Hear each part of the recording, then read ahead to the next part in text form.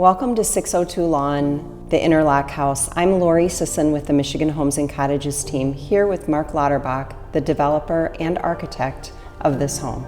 This property sits on Lake Macatawa, which is an inlet lake of Lake Michigan. Lake Macatawa is 6 miles long and it has 400 homes on it. Here is Mark Lauterbach, designer and developer and the architect of this home, and I wanted to ask him a few questions today. My first question is, what was your vision for this home? Well, it's a great question, Lori. We get asked that quite a bit, like why does it look the way it does and what are you trying to achieve here?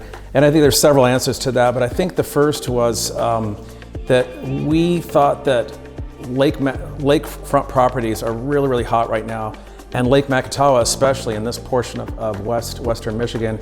And we felt the need to try to bring kind of a modern sensibility in a home to this particular area of Michigan. So we set out to find lakefront properties. We found this property, we fell in love with it. We loved everything about the vibe that it had on the north side of the shore. We loved the neighbors, the sound of the water, the boating community, the lifestyle that was so rich here. Fell in love with that and decided we're gonna go set out and build something that's different. And we did that intentionally, I think. This is a part of an area, and especially this lake, where things tend to be familiar. Houses that get built tend to be a familiar kind of look and design, more traditional. Nothing wrong with that, but I think that we wanted to kind of introduce something new and different. And we wanted to do something that maybe has sort of an international flair to that. So we deliberately took a lot of the travel and other things that we had done. I'd spent a lot of time in Japan, Europe, and other parts of the world, where there's a really high sensibility to modern design and modern living. And so we wanted to bring some of those things we learned. We wanted to bring that to Lake Macatawa. We'll bring that to Western Michigan. So the house has lots of details that kind of bring those elements into that. And then the other thing we thought about was thinking about oceanside living. And this is a lake, freshwater lake, but it's also kind of like it could be like an ocean. You know, it's just very unique. And we said to ourselves, what would a house that was in Malibu or maybe in California on the ocean side, what would you do? How would that look if it was on Lake Macatawa? Obviously, it wouldn't be a direct copy of that. It would take on a different attitude and spirit and vision, but there's similarities, and the similarities are the way that you embrace the water, that all rooms look at the water and engage with that. It's a fresh and natural kind of color palette, so it feels very natural, very comfortable versus harsh and cold. And there's this blurring, I think, of the inside on lakefront properties and waterfront properties, a blurring of the inside to outside. So those were the big vision pieces that we felt like we needed to make sure that we touch closely and we need to pay a very close attention to. This lake particular has a real interesting character about it, which is really beautiful sounds in the summertime.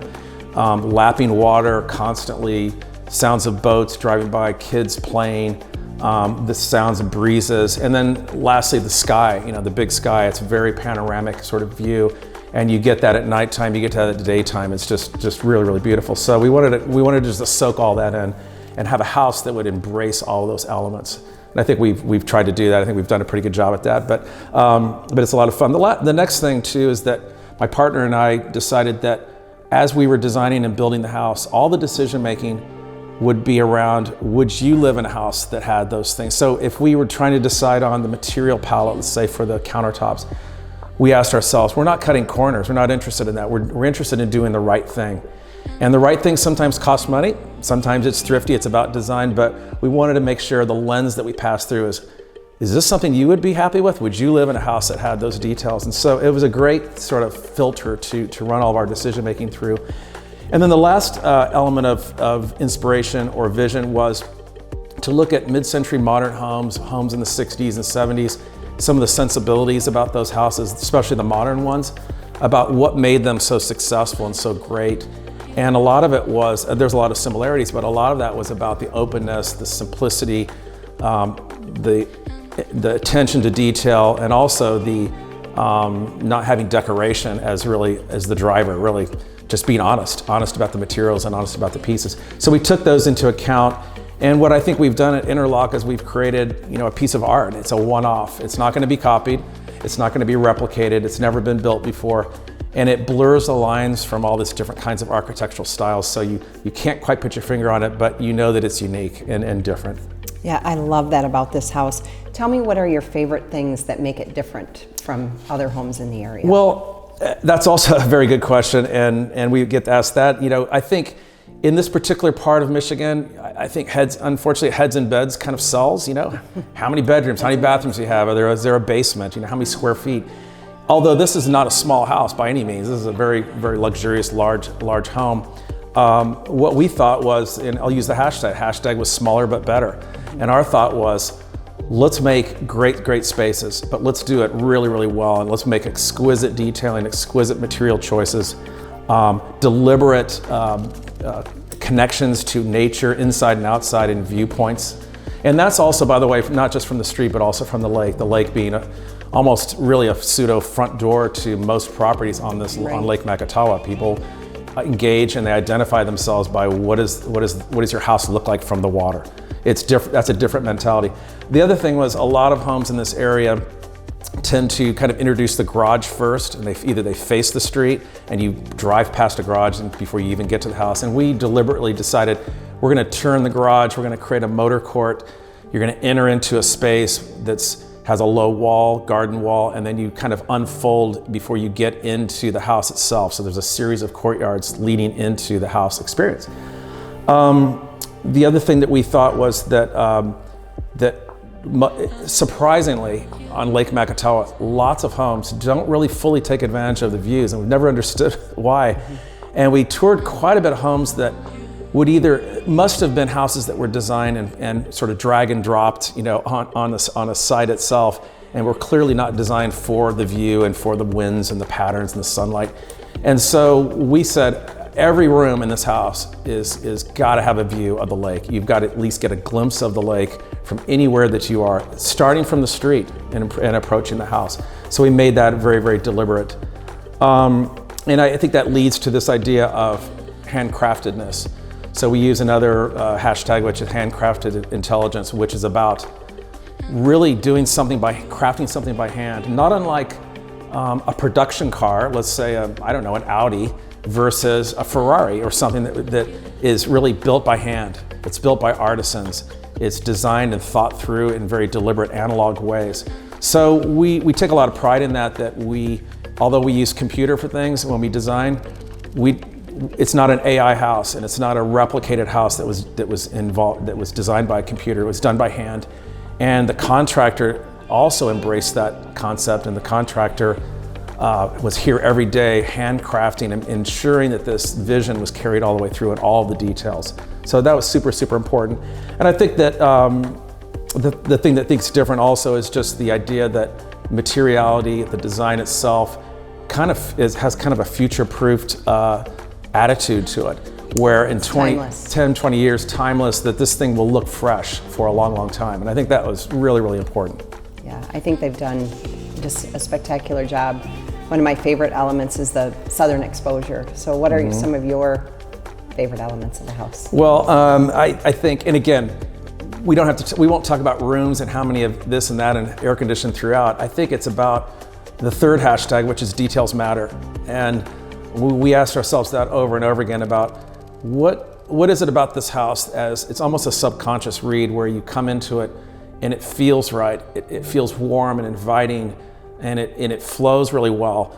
And it's hard to capture that in photography. You see photography of this home and it's not the same, and people tell me when they come see the house, they have a completely different read about it. And I think that's the unfolding of the house, the way it embraces the lake, the way that the Interlok name came from a series of spaces and rooms that interlock together on the ground floor, but also interlock vertically from the first level to the second level, where the whole house is sort of interconnected and yet very private at the same time. It has a privacy to it that you can kind of come into this house and sort of live here and feel like you're in your own little vibe and own little place.